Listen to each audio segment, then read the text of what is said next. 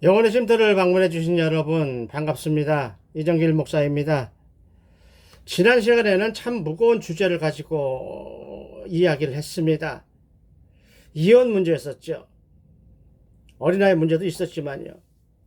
그 이혼의 문제를 그때 당시에 본문이 주고자 했던 배경과 요즘의 상황이 어떻게 다른가, 그것을 설명하기 위해서라고 했지만 저 개인적인 이야기를 예로 들어서 설명을 하고 나니까 참 죄송스럽기도 했습니다. 많이들 놀라셨죠? 저 또한 한 주 동안 많은 고민을 하고 많은 생각을 하면서 힘들게 보냈습니다. 이렇게 예수님은요, 어린아이도 그렇지만 연약한 여성들을 많이 사랑하셔서 내 백성이다라고 말씀을 하십니다. 따라서 당신의 백성들이 이 땅에서 고통받고 고생하는 거 원하지 않으시죠? 그러면 그 당시에 말했던 이혼에 대해서 요즘 상황이 어떤지, 또 어린아이 같이 연약한 사람들을 섬겨야 한다는 말씀을 나누었습니다. 오늘 우리가 살펴볼 마가복음 10장 17절로 31절 말씀은요, 여러분들이 다 아시는 이야기예요. 뭐 복음서마다 다 기록이 되어 있고 하는 부자 청년 이야기입니다. 전에도 한번 비유 설교할 때 잠깐 말씀을 드렸지만 오늘 마가복음 순서대로 가는 중에 나오는 본문이니까 중복되는 말씀이 있더라도 양해하시기 바랍니다. 마가복음에서는 어떤 사람이라고 소개를 합니다. 마태복음은 19장에서 청년이라고 소개를 하고 있어요. 또 누가복음 18장에서는 관원이라고 소개하는 이 사람은 이렇게 복음서를 종합을 해보면요, 젊은 사람, 힘 있는 사람, 또 돈 많고 재물이 많은 부자인 사람, 또 관원이라고 해서 그 당시 공부도 많이 하고 배경이 좋아서 나란 일을 벼슬까지 하는, 그야말로 당시나 지금이나 세상에 부러울 것이 하나도 없는 사람이에요. 거기다가 십계명이라고 하는 지킬 수 없는 율법까지도 다 지켰습니다라고 장담하는 그 사람이에요. 어찌된 일인지 오늘 예수님이 가시는 길바닥에 엎드려서 무엇인가 구하고 있어요. 아주 간절히 구하고 있어요. 그렇게 돈 많고 당당한 사람이 왜 길바닥에 엎드릴 정도의 문제를 가졌을까요? 그럼 무엇을 구하는 것일까요?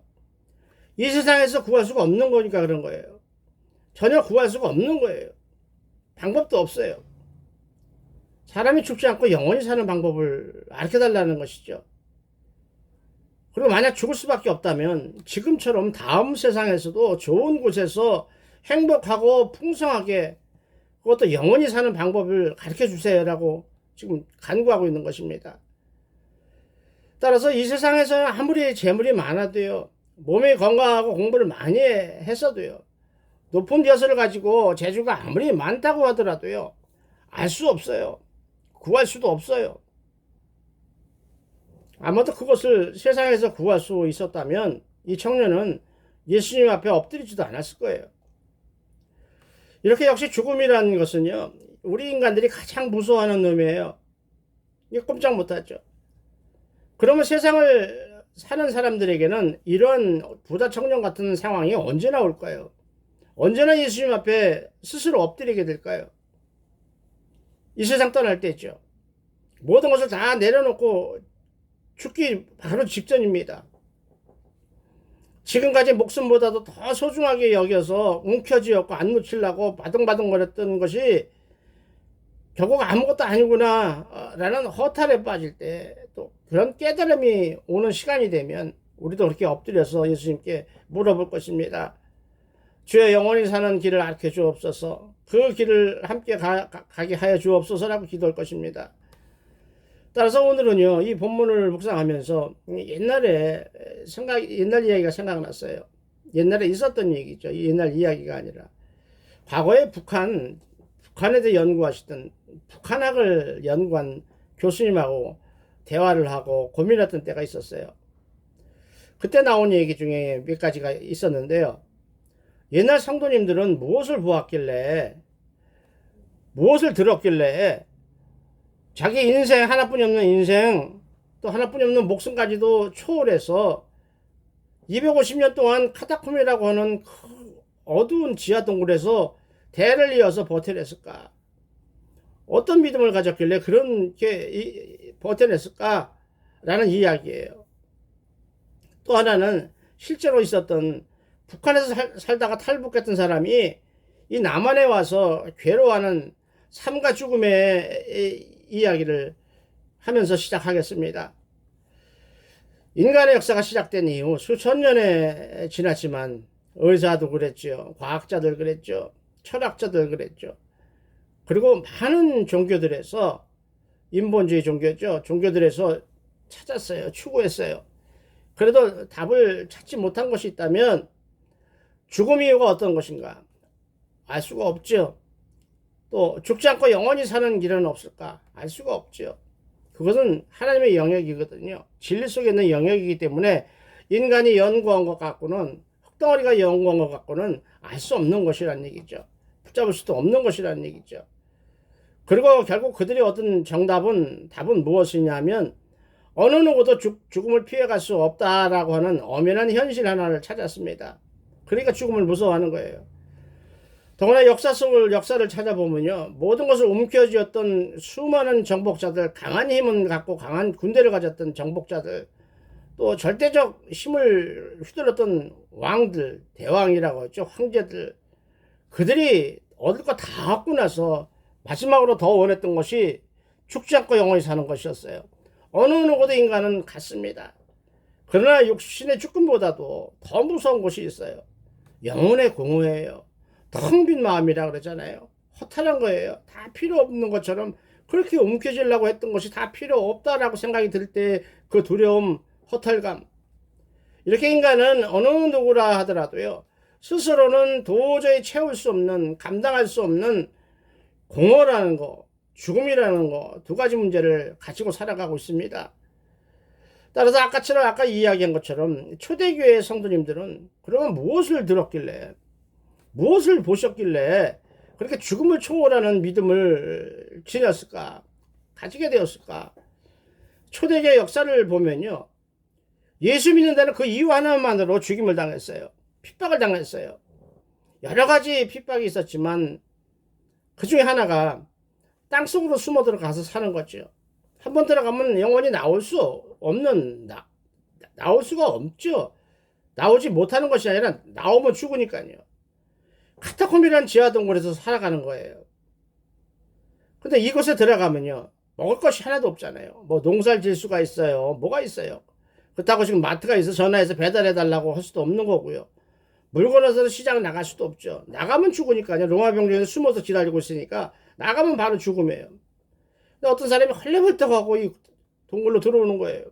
아무것도 없이 겨우 로마 병정에 쫓겨서 몸뚱아리 하나만 달랑 살아서 동굴 안으로 들어왔어요. 그 로마 병정은 못 쫓아 들어오죠. 들어오면 나가는 길을 몰라갖고 죽는 미로라는 말이 여기서 생긴 거니까요. 그 사람은 들어와서 많은 형제들에게 헬라어로 쓰면 익투스라고 하는 물고기 그림이 그거거든요. 글입니다. 나는 기독교인입니다. 나는 예수를 믿는 사람입니다라는 표시예요. 그러면 먼저 들어와 있던 그 안에 있었던 믿음의 형제들이 자기들이 먹어야 할 거, 생존해야 할 거, 배고파서 먹고 이런 것이 아니라 생존해야 할 최소한의 물과 식량을 그 형제에게 예수님의 이름으로 제공을 하는 것입니다. 예수님 안에서 한 형제자매이므로 목숨 같은 음식을 기꺼이 나눠주는 것이죠. 그러고 나서 누군가는 로마 병정이 지켜보고 있는 밖으로 나가서 물과 식량을 구하러 나가야 되겠지요. 이 행동은 곧 죽음을 의미했습니다. 그럼에도 이러한 생활을 250년 동안 버텨냈습니다. 거미줄처럼 얽힌 카타콤이라는 동굴 속에 들어가서 그 지하에 있는 지하 묘지에 들어가면 그들의 예배 처소이기도 했어요. 형용할 수 없는 감정에 사로잡힌다고 합니다. 얼마나 많은 기독교인들이요, 그렇게 예수님을 믿고 예수님 나라 가고 싶어서 예수님 말씀하신 말씀을 또 신앙을 지키려고 그렇게 죽음의 길을 택했을까요? 그렇게 예수님 믿는 사람들은 죽음 앞에서는 과연 어떤 생각을 했을까요? 한 사람만 간신히 신할 수 있는 어둡고 좁은 공간 지하동굴 속에서 지켜냈던 그들의 신앙이요. 다시는 돌아올 수 없는 단 한 번뿐인 인생의 길을 밖에서 살지 못하고 그토록 담대하게 그 어두움 속에서 걸어갔던 믿음의 선배들에게 그 신앙생활을 할 수 있도록 해줬던 그 힘, 에너지, 그 힘은 어디서 나왔을까요? 어디서 받은 것일까요? 따라서 그들은 무엇 때문에 그런 삶을 택했을까요?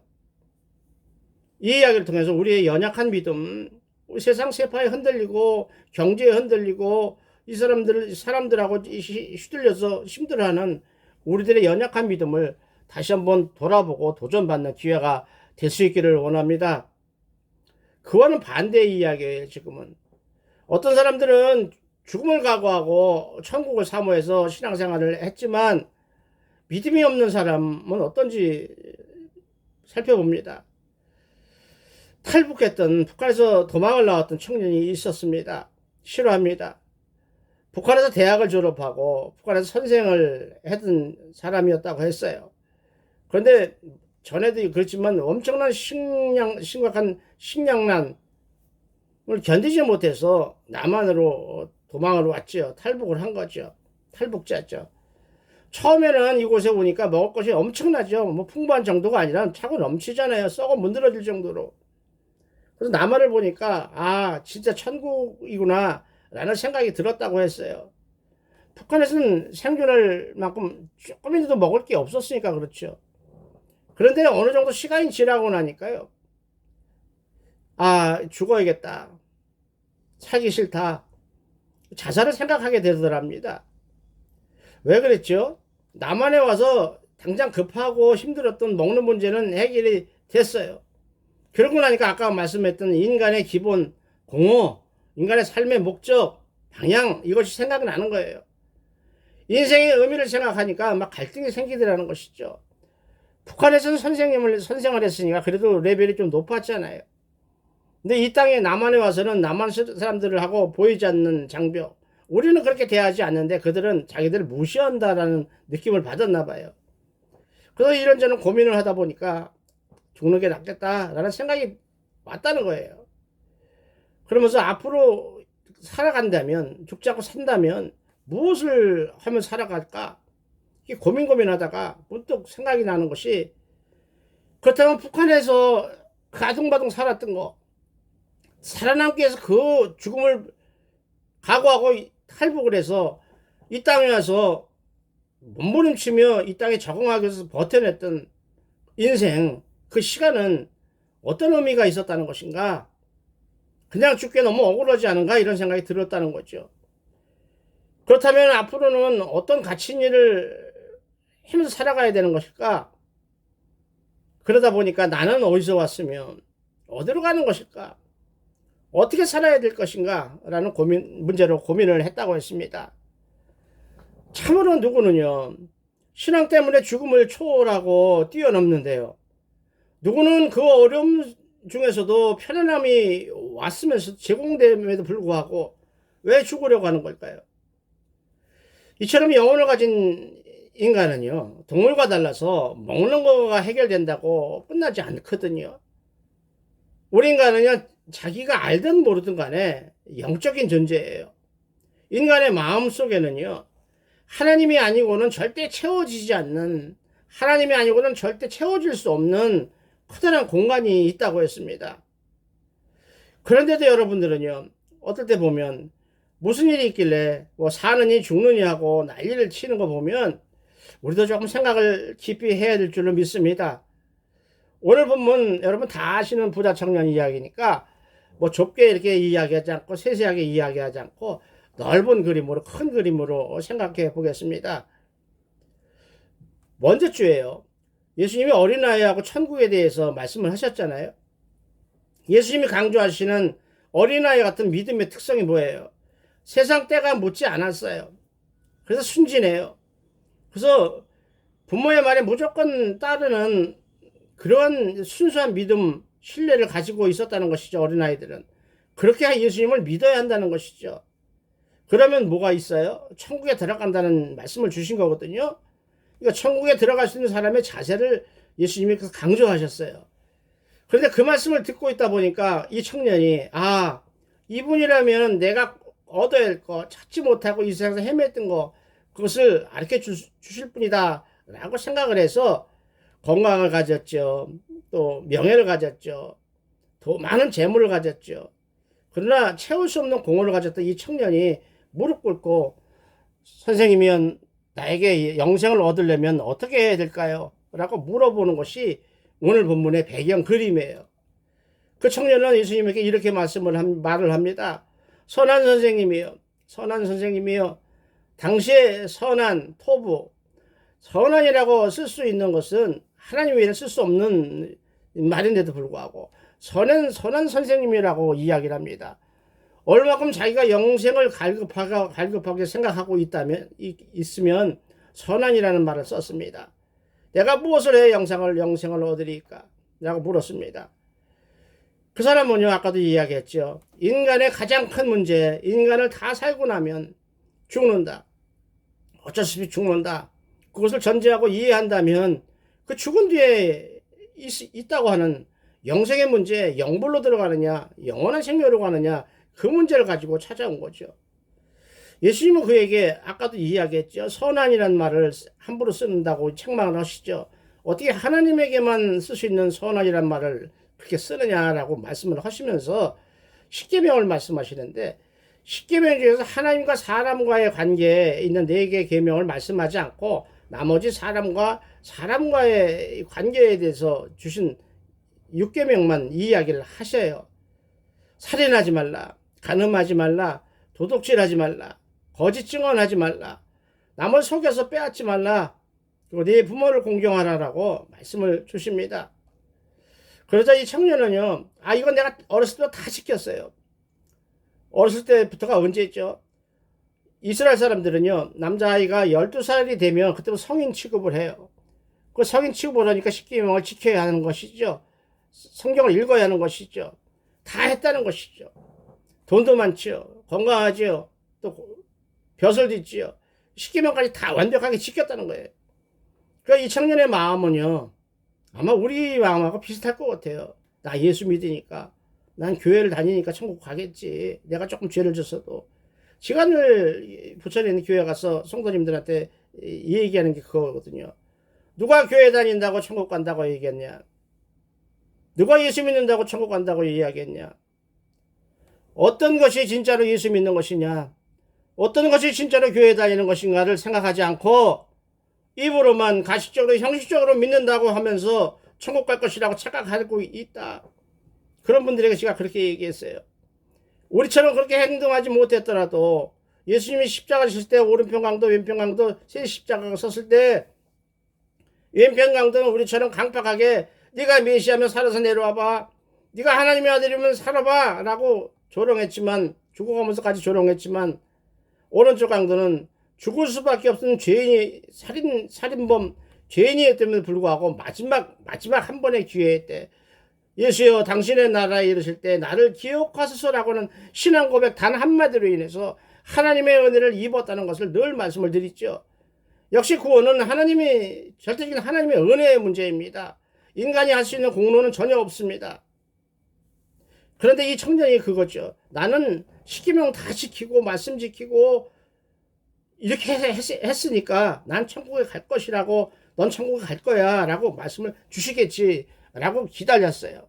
그런데 뭐라고 얘기해요? 그게 아니다라고 얘기죠. 이 청년에게 아마 넌 천국 갈 수 있을 거야, 조금 더 열심히 해봐 라고 보냈으면요, 아마 다시는 예수님 찾아오지 않았을 거예요. 이제 얻을 거 다 얻었거든요. 그래서 이 본문에서 뭐라고 말씀하셔요? 그를 사랑하사라는 말씀을 하나 더 넣죠. 그 청년의 앞일까지 보신 것이죠. 그래서 그 청년이 듣고 싶은 말을 안 하시고 듣기 싫지만 들어야 할 말씀을 주셨다는 것이 오늘 본문이죠. 우리에게도 마찬가지죠. 이 부자 청년 이야기는요, 먼저 했던 어린아이 비유와 하고 이어지는 이야기예요. 어린아이들은요, 어린애 같은 믿음이요. 여기서 어린아이라고는 애기들 이야기하는 게 아니죠. 누구를 의미해요? 소자, 양과 염소에 비유해서 소자가 나오죠. 자기 힘으로는 전혀 살아갈 수 없는 연약한 가난한 병들은 하위계층, 그들은 영생을 위해서 하나님께 기도하면서도 하나님께 아무것도 드리는 게 없어요. 드릴 게 없어서 못 드리는 거죠. 그리고 단순히 하나님의 은혜를 베푸실 것이다, 구원해 주실 것이다는 믿음 하나만으로, 하나님 믿는 믿음 하나만으로 영생을 얻었고 축복 기도를 받았어요. 근데 부자 청년은 자기가 행한 것, 공로로 영생을 얻을 수 있다고 착각하고 있다는 것이 오늘 본문이거든요. 그런데도 불안한 거예요. 다 했지만, 천국에 갈 수 있다고 생각하고 있지만, 그래도 혹시 아닐 수도 있다라는 불안감이 온 거지요. 이것이 율법을 믿는 사람들의 한계라는 것이에요. 은혜가 없이 율법으로 행하는 사람들의 한계라는 것이죠. 확신이 없지요. 사람은요, 예수 믿는 사람들이요, 특히 열심히 진정으로 믿는 사람들은요, 하나님의 은혜를 입거나 말씀이 믿게 될 정도로 은혜가 충만하게 되면 모든 어려움을 다 초월할 수 있거든요. 근데 율법을 믿는 사람들은 그렇게 안 된다는 거예요. 그래서 예수님은 그 청년을 보시고 뭐라고 말씀하세요? 아직도 사랑하사라고 하는 전제 안에서 내게 너 잘했어, 너 참 잘한 거야, 그래 천국에 들어갈 수 있을 거야. 그러나 내게 아직도 한 가지 부족한 것이 있다. 가서 내게 있는 모든 것을 팔아서 가난한 사람에게 줘라. 그러면 하늘에 그거 더 많은 보화가 쌓일 거야. 그러고 가서 날 따라와라. 이렇게 말씀을 하셔요. 뭐예요? 우리들을 비교해보면요, 부자 청년 이 정도면 천국에 간다고 이야기 해는 게 맞지요. 그 사람이 못 들어가면 우리는 한 사람도 들어갈 사람이 없거든요. 여러분 십계명 지켰어요? 못 지켰잖아요. 그럼 어떻게 생각하세요? 근데 우리는 들어갈 수 있어요? 왜 그 사람은 못 들어갔는데 우리가 들어갈 수 있으면 얘기가 안 맞죠? 부자 청년이 들어가면 우리도 들어갈 수 있을 거예요. 그 부자 청년이 못 들어가면 우리도 못 들어간다고 봐야 돼요. 은혜예요. 근데 그 부자 청년이 재물이 그렇게 많지 않았더라면요, 혹시 우리들처럼 저처럼 가난했더라면, 가진 게 한 주먹뿐이 없더라면 다 던져버리고 예수님 따라서 영생을 얻는 길로 뛰어갔겠죠. 근데 가진 게 너무 많아요. 그 너무 많은 가진 것을 얻기 위해서 그동안 얼마나 많이 몸부림쳤을 거예요. 얼마나 많은 욕심을 냈을 거예요. 얼마나 탐욕스럽게 긁어 모았을 거예요. 남 도와주지도 않고 얼마나 악착같이 긁어 모았을까요? 그렇게 어떻게 모은 돈인데, 어떻게 모은 재산인데 그걸 다 팔아서 남을 주고 예수님을 쫓아갑니까? 영생이죠. 영생이 귀해요. 근데 영생보다는 자기 재물이 더 컸다는 것이죠. 만약에 그에게 재물이 없었다면요, 그거 던져버리고 구원도 얻었죠. 영생도 얻었죠. 아마도 12제자 안에 들어갔을지도 몰라요. 그런 거 보면요, 돈이 참 중요해요. 재물이 많은 게, 풍성한 게 좋아요. 그래야 하나님 일도 해요. 사실 또 이 세상에서 행복하게 살아요. 그런데 꼭 많은 것이 우리에게 유익하지만은 않아요. 오늘 부자 청년처럼 우리에게도 가지고 있는 거, 움켜쥐고 있는 것이 오히려 우리의 앞날, 우리의 정신 상태, 우리의 삶을 더 피폐하게 하고 나쁘게 하는 경우가 많거든요. 그 청년 조금 전에 제가 조금 칭찬을 했지만, 그래도 나름대로 하나님의 말씀대로 살아보려고 몸부림치는 사람이에요. 그러면서 영원한 생명을 구하기 위해서 예수님 앞에까지 나와서 무릎 꿇고 엎드린 사람이에요. 그에게 예수님이 한 가지 부족한 것이 있다 그러죠. 부족한 것이 있다. 뭐죠? 영생을 그렇게 원하면서도 영생을 얻기 위해서 어떤 대가, 어떤 희생을 치르기를 원하지 않았어요. 우리들처럼요, 공짜로 얻으려고 그래요. 참 우리 교회 다니는 사람들 말 잘하죠. 거저주는 은혜. 거저주는 은혜라고 이야기하고 거저받고 아무것도 안 드리는 경우가 많지요. 뭐 헌금 많이 드리라는 얘기가 아니에요. 마음을 드리라는 얘기예요. 무슨 마음이에요? 감사합니다는 감사 마음이죠. 그 마음속에 하나님은 나의 하나님입니다는 하는 고백이 들어있는 거거든요. 근데 이 부자 청년은 하나님을 의지하긴 해요. 하나님을 믿기는 해요. 하나님 외에는 영생을 얻을 수 없다는 거 다 알아요. 근데 재물을 더 의지했어요. 하나님보다 재물이 더 의지했어요. 재물이 있어야 세상 살아, 이거죠. 그러니까 예수님께서 그것을 내려놔라. 못 내려놓은 거죠. 못 내려놓은 자기가 한심해서 불쌍하고 창피해서 근심하면서 예수님을 떠나갔다라고 하는 것이 오늘 본문의 배경 그림이에요. 이 이야기를 보고 베드로가 놀래 뒤집어지죠. 놀래 뒤집어져요. 아니 저 사람은 재물도 많고 건강하고 힘도 있고 나란 일을 보는 벼슬도 갖고 있는 사회적으로 명예 있고 부족한 것이 하나도 없는 더구나 시키면 다 시켰다고 하는 저 사람이 천국에 못 들어간다면 영생을 얻지 못한다면 놀랄 수밖에 없죠. 놀라는 정도가 아니죠. 무섭죠. 솔직히 그런 사람이 영생을 얻지 못한다면 자기처럼 자기 모인 앞으로 사도가 될 자기들 그리고 그 뒤에 따라다니는 사람들 고기나 잡으면서 세상 노가다 일이나 하면서 회사 월급쟁이나 하면서 보통 사람처럼 그냥 하루하루 살아오는 우리들은 땡이죠. 딩동댕이 아니라 땡이에요. 큰일 난 거죠. 저 사람이 못 들어갈 정도면 우리는 꿈에도 못 꾼다는 것이죠. 생각도 해서는 안 된다는 것이죠. 얼마나 당황했을까요? 그러니까 베드로가 선생님 앞에서 욕은 못 하겠고 싸울 수는 없고 난리가 나갖고 막 항의하는 것처럼 질문을 하지요.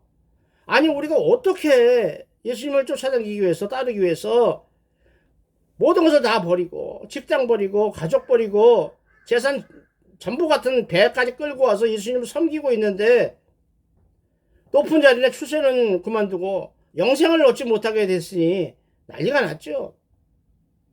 오늘 이야기 보면서 베드로가 따지는 것을 뭐라고 하지 마시고 우리가 베드로 입장이라면 여러분은 어떻게 했을 것 같아요? 자신 있으세요? 부자 청년들 같이 자신이 없는 것이 아니라 들어갈 수 있는 자신이 있으세요? 베드로처럼 따질 거예요. 여기서 예수님이 뭐라고 말씀하세요? 우리들은 한 가지 짚고 넘어가라는 말씀을 주셔요. 하나님께 드리는 물질은 특히 구제하는 물질은 없어지는 것이 아니다. 남을 도우는 것은 선교비요. 가지 못해도 누가 쓸지 몰라도 선교 헌금을 보내서 많은 사람들에게 유익이 되게 하는 돈, 또 교회 하나님이 감사해서 감사 헌금 드리는 거, 이런 또 구제 헌금을 모아서 없는 사람들 가난한 사람 도우는 이런 돈은 없어지는 것이 아니라고 성경은 말씀을 하시죠. 잠언서 19장 17절을 보면요. 가난한 자를 불쌍히 여기는 것은 뭐죠? 그래서 가난한 자를 불쌍히 여겨서 도와주는 일, 그런 것은 여호와께 구워드리는 것이니 하나님께 구워주는 것이다. 하나님이 갚을 수밖에 없죠. 하나님께 구워드렸으니까 하나님께 100만 원 구워드렸으면 하나님이 100만 원보다 더 많은 걸 주시겠죠. 그러면서 그의 선행을 갚아주시리라 라고 말씀하고 계셔요. 그런데 조금 전에 베드로가 그러지 않아 씩씩거리고 있는데 예수님이 그 청년이 근심을 떠나고 나서 한마디 더 하셔요. 또 한마디 더 하셔요. 그러지 않아도 베드로 씩씩거리고 있어요. 걱정이 태산 같은데 여태까지 내가 3년 동안 잘못 왔네. 별 생각을 다 했겠죠. 젊은 관원이 떠나간 후에 예수님은 재물이 많은 자는 하나님 나라 들어가기가 심히 어렵다. 어려운 정도가 아니라 심히 어렵다. 라고 한 번 더 말씀을 하셔요. 재물이 많아도 천국 못 가는 거야. 이 얘기가 아니잖아요. 그 재물 때문에 하나님을 의지하지 않아. 하나님께 나오질 않아. 하나님께 가까이 하질 않아. 그러니까 천국 못 가는 거야. 이 말씀이에요. 천국이 어디예요? 하나님 나라거든요. 하나님 나라에 가려면 어떻게 돼요? 하나님 옆에 있어야 돼요. 가까이 있어야 된다는 얘기죠. 근데 재물을 붙들고 있다 보니까 하나님에 가까이 못 있다 이런 말씀을 주셔요. 그러면서 지금 네가 걱정하는, 너희들이 걱정하고 있는 하나님께 드린 거 그냥 없어지는 거 아니야? 영생을 못 얻는다면 생으로 다 드리고 한 푼도 돌아볼 수 없고 없어지는 거 아니야? 라고 걱정하는 모양인데 라는 마음으로 주시는 말씀 같아요. 나와 복음을 위해서 집 버리고 형제 버리고 자식 버리고 땅 버리고 이런 사람들 죽은 후가 아니라 살아있는 이 현세에서 100배를 받는다. 그런데 100배를 받긴 받는데 박해도 겸하해서 받는다. 근데 내세 다음 세상에서 영생을 받지 못할 자가 한 사람도 없다. 무슨 얘기죠? 하늘에서 주시는 상급은 물론이고 살아있는 이 땅에서도 100배나 축복을 누릴 것이다. 네가 누리지 못하면 네 자손이라도 누릴 것이다. 약속의 말씀입니다. 받으시기 바랍니다. 이렇게 우리도 하나님에게 상을 받길 원해요. 솔직하게 저나 여러분이 고생이 나요? 아니면 행복한 게 나요? 가난한 게 나요? 풍부한 게 나요? 마찬가지죠. 육신을 가진 인간은 어쩔 수가 없어요. 그거 나쁘다는 얘기가 아니에요. 하나님 주시는 영광 좋아요. 우리도 바라고 있어요.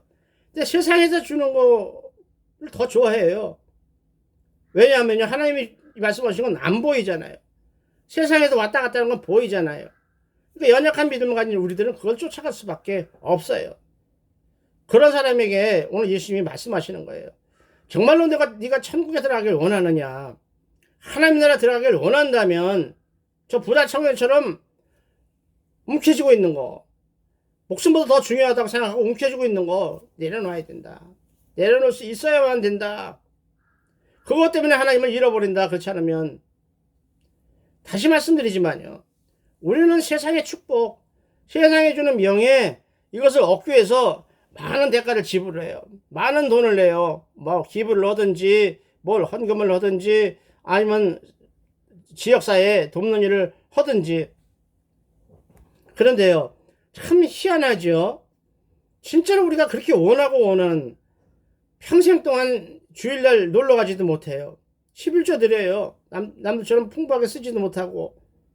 그리고 남을 위해서 돕고 봉사하고 매주 일주일 한 번씩 이상 교회 가서 예배 드리고 그렇게 다 헌신하는데도 그 영생을 위해서 어떤 것을 하나님께 드리기 꺼려하는 정도가 아니라 드린다는 생각조차 안 하는 거 아니에요? 아까 이야기했죠. 하나님께 드리는 게 뭐죠? 돈 얘기하는 게 아니에요. 감사하는 마음이거든요. 하나님이 제일 기다리시는 게 뭐죠? 감사하는 마음과 찬양이거든요. 그것을 통한 예배를 하나님이 기뻐하신다는 것을 다시 한번 생각할 수 있기를 원합니다. 세상에서 전혀 구할 수가 없어요. 아무리 원해도 구할 수가 없어요. 아무리 천만 억만장자라도 살 수도 없어요. 그것을 하나님만 이외에는 줄 수 없는 그 영생을 주시겠다고 하는데 왜 그것을 공짜로 얻어먹으려고 그래요? 왜 공짜로 얻어먹으려고 그래요? 잘못된 것이죠. 예수님이 그걸 지적하시는 것이죠. 어떤 대가를 지불하라고 하면 여러분 다 도망갈 사람들이란 얘기죠.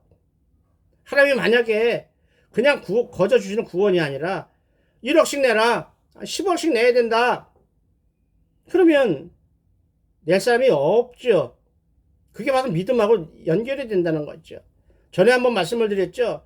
아파서 다 죽어가는 사람, 시한부 날짜 받아놓은 사람에게 1년 더 살게 해줄 테니 10억을 내놓으라 그러면, 아니야 100억을 내놓으라 그래도 내놓고 더 살 겁니다. 그만큼 1년도 그렇게 귀한데 영원한 생명을 얻으려고 기도하고 그렇게 몸부림치면서 하나님에게요, 하나님 사역이에요, 하나님 일에 동참하거나 하나님께 감사하지 못하는 것은 우리가 좀 생각을 해봐야 된다는 얘기죠.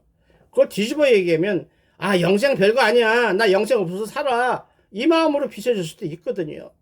그런데 그게 언제 생각이 나죠? 언제 잘못했습니다라고 회개가 되죠? 시간이 너무 없어요. 막 죽음에 임박해서 그걸 느끼게 된다는 거예요. 여러분, 살아생전에요, 힘이 있을 때요, 하나님 일을 할 수 있는 힘이 있고 재물이 있을 때요, 그 생각이 날 수 있기를 예수님 이름으로 축원을 드립니다. 따라서 이 이야기를 가치관의 변화라는 말씀으로 마무리하려고 그래요. 세계에서 제일 부자였던 빌 게이츠 얘기예요. 지금은 순서가 좀 2등, 3등으로 바뀌었다고 하지만 이제껏 수십 년 동안 세계 제일의 부자가 록펠러 다음으로는 빌 게이츠예요. 마이크로소프트 이 컴퓨터 회사의 회장, 빌 게이츠 회장입니다. 따라서 또 이 세상에서 기부를 제일 많이 하는 사람이 누구냐라고 물어보면 그것도 빌 게이츠예요. 제일 부자도 빌 게이츠지만 기부를 제일 많이 하는 사람도 빌 게이츠예요. 근데 그도 90년대 초만 해도 록펠러처럼 돈 벌 이내 남이가 빼서 움켜쥐고 긁어모으는 돈벌레 같은 사람이었었어요. 사람들이 제일 싫어했어요. 근데 그런 사람이 이렇게 기부를 많이 하고 자선사업가가 되는 이유는 그 아내 때문이에요. 그 아내 멜린다라는 여자가요, 아프리카를 여행을 갑니다. 근데 아프리카 가서도 엄청난 충격을 받는다고 해요. 그거 아프리카를 여행하는 중에 신발을 신고 걸어가는 여자를 한 명도 못 봤다는 거예요. 한 명도 못 봤다는 것이죠. 아프리카 여자에게 신발이 중요합니까? 그냥 먹고 살지도 못해서 굶어 죽는 그 나라에 있는 사람들이, 그래서 빌 게이츠의 아내인 멜린다가 충격을 받고 돌아와요. 그리고 와서 자기가 있는 거, 자기가 할 수 있는 범위 내에서 자선사업을 시작합니다. 그러다가 충만해지고 한계가 닥치니까 자기 남편 빌 게이츠에게 얘기를 합니다. 사정을 합니다. 권유를 합니다. 아프리카가 이러이러한 나라다, 좀 도와줘야겠다, 돈이 있으면 있는 사람이 도와줘야겠다. 그 말을 듣고 빌 게이츠가 변화가 됐죠. 그래서 기업 사장꾼이라는 더러운 욕을 먹는 부자에서 세계 빈곤을 퇴치해보겠다 하는 자선사업가로 바뀌게 되는 거예요. 그렇게 아무 생각 없이요, 어떤 목적 없이 떠났던 아프리카 여행 중에 변화된 한 여인의 생각이, 여인의 인생이요, 또 한 사람 돈벌레 같은 돈만 밝히는 빌 게이츠를 자선사업가로 바꾼다는 것이죠. 가치관을 바꾼다는 거예요. 더구나 빌 게이츠가 요즘 뉴스를 보니까요, 자기가 앞으로 20년 동안에 자기 전 재산, 모든 재산을 자식한테 물려주지 않고 모든 재산을 다 아프리카의 가난, 또 아프리카 사람들이 그 질병을 돕는 사업에 기부하겠다고 공언을 했습니다.